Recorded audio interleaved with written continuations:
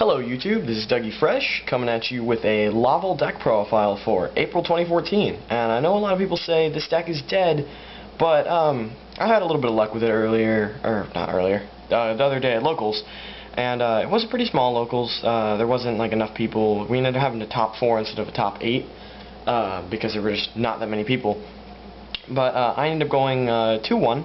Which I thought was pretty good for a Laval deck. There are definitely improvements I would make, but I figured I would bring it to you guys because I found a forum recently, or no, it was on TCG Player.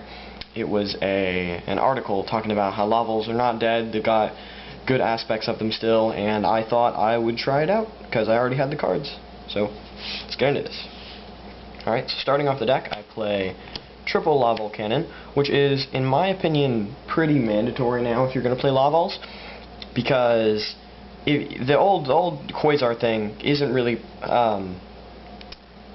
as live anymore with Rekindling at 1. I know Soul Charge just came out, and I'm thinking about picking up 1 or 2 of those so that I can, maybe try out the Quasar deck again. But I don't like it as much as Rekindling, and I don't agree with the card, so I'm trying not to play it if I can help it. But anyway, what makes those effects live with the banishment is the double Lakeside Lady. For those of you who do not know, I'm just going to finish this entire video talking about effects as if you don't know. Lakeside Lady, when you have 3 or more Lavals in your graveyard with different names, you can banish it and another to destroy a set card your opponent controls. That could be monster or spell or trap. So she ends up being very, very useful in working as kind of like another MST that's free, because they're going to be in the graveyard anyway, and then it makes your Laval Cannons live to make your level 7 plays great. And then we still run the original Laval engine of 2 Magma Cannoneer and triple Volcano Handmaiden.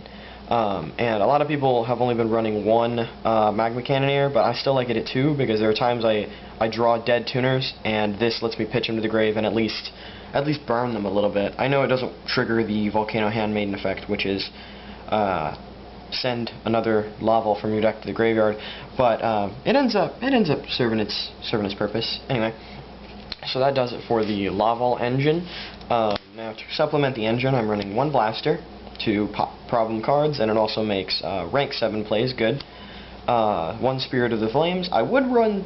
I'm contemplating bumping it up to 2, but I actually thought 1 was very good because I didn't draw it dead ever.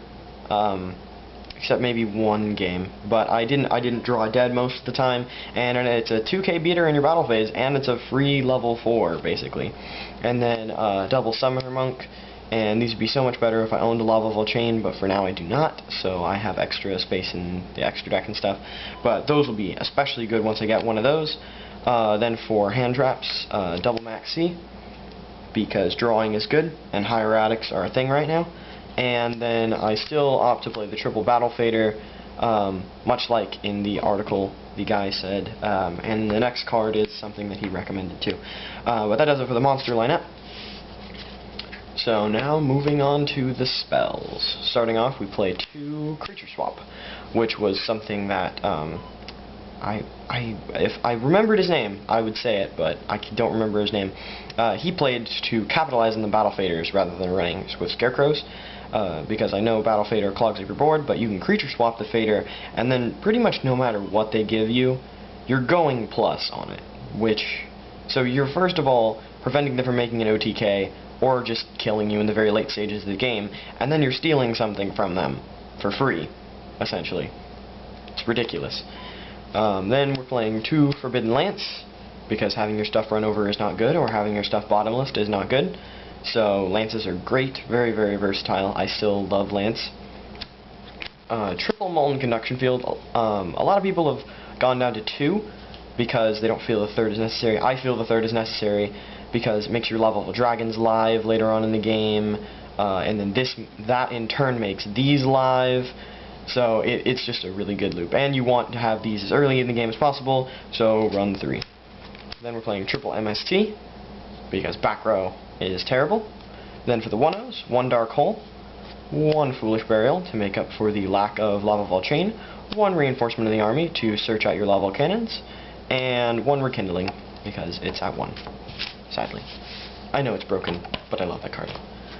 Alright, now onto the traps. It's pretty small trap lineup, but it's 1 Bottomless, 1 Compulse, 1 Fiendish Chain. I probably would bump this up to multiples, but I only have the 1 currently, because I took a long break from the game, and now I'm getting back into it.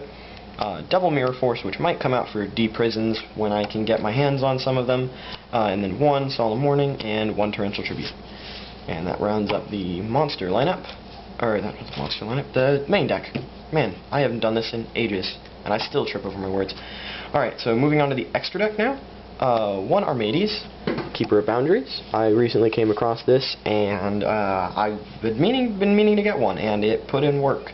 I didn't summon it as much as I thought I was going to, but whenever I did summon it, it was very, very useful. Next up, 2 Lavalval Dragons, and these things are compulses on legs, and who wouldn't run extra compulses, especially when this deck makes 5s like crazy. Then 1/6, just in case I need to make it, Lavalval Dragun. That's about the only reason it's in here. It's a 6, and it's got an okay effect. If I have a dead tuner, I can add a cannon, and if I have a cannon, I can add a tuner, get that out of my deck if I haven't drawn into Molten yet. Then for the 7s, 1 Ancient Flamvell Deity. I probably would take this out for something else, but it did end up winning me a game against a Boxer player, because I was able to banish some of his stuff. Then Black Rose, because 7s are easy to make, and Black Rose is Black Rose. 1 Laval Stennon. It's very good. It's very durable. You can keep it alive for as long as you want, and then by the time that you're done with it, they're done, because they just can't do anything against it. And it's also another 7, so making your level 7 plays live. Oh, and the best part about Laval Stennon is if this goes to the grave, and then you banish it with Laval Lakeside Lady, then you can normal summon Laval Cannon, and it doesn't specify level, so you can special summon a banished Stennon. So you can just recycle the Stennon over and over again, and you end up getting even more plus, because you don't have to worry about sending a card from your hand to the graveyard. Then I play 2 8s that you don't summon very often, but I figured they were 2 good 8s, and I had a little bit of space open in my extra deck. 1 Crimson Blader to stop, I don't know, high-level plays. 1 Scrap Dragon, because I feel it's one of the strongest 8s out there. And then the 1 Leo, Keeper of the Trees, because you can make it with a Lakeside Lady and any of your 7s. So, and why not run Leo? Then I run a few Xyz in the form of Diamond Dire Wolf. It ended up allowing me to pop 1 or 2 things that day. It didn't put in a ton of great use, but it was still good to have nonetheless. Gaga got Cowboy. I Gaga got Cowboyed for game. That's a thing. I love it. Maystroke and Photon. Maystroke, I actually summoned this a couple times, just simply because it could prevent its own destruction, which ended up stalling me a couple turns and allowing me to be able to do something. And Photon Papal Operative for being able to flip stuff that's a problem, especially when I side in Book of Moon. And then 1 Mecha Phantom Beast Dracasac, because this deck can make Dracasac. And then that pitches your Laval Stennon of the grave in a way that is plus for you, and you end up just having a Dracasac. Anyway, that does it for the extra deck. Now for the side, starting off with my tokens for Dracasac, and if my opponent doesn't have tokens, then I have extras. Anyway, and I'll tell you guys kind of what I sided in against certain things. So I sided 2 DD Crow, and I only sided these in once, and it was against my friend who plays Boxers, because I did not want him being able to switch hitter his Glassjaws, so I just banished the Glassjaws with this once. Double Effect Veiler, I never ended up siding these. I didn't feel I needed them, but they are good, especially in Synchro decks, because it's a level 1 tuner, in addition to being able to negate effects. But anyway. And then double Fencing Fire Ferret, because this card is good, and I was just digging through trying to find stuff I could put in a side deck. So anyway, for spells, 1 Book of Moon, because I don't run it in the main. I'm contemplating switching Book of Moon for Dark Hole, so I'm put that in the side, because opening Dark Hole when you're going first is not fun, because you don't have anything to use it on, and then they can OTK you if you're not careful. Anyway, double Prohibition. I sided these in against the Boxer player again, so he couldn't use Lead Yoke's effect, which kind of worked as a pseudo-Veiler Fiendish Chain thing. Anyway, then double Soul Taker to get to just kill problem monsters, because I have a problem with that sometimes in this deck, especially since I don't have a lot of decent side cards. This is really like the best that I have in terms of extra spells. Double Light Mirror in case I went into Boojins or Hieratics, because they are all light and I have a problem with both of those decks. And then I was just trying to find two things to play, so I was like, Zing Zenhu. It's like a double Gyoko, basically. Anyway, that rounds off the deck.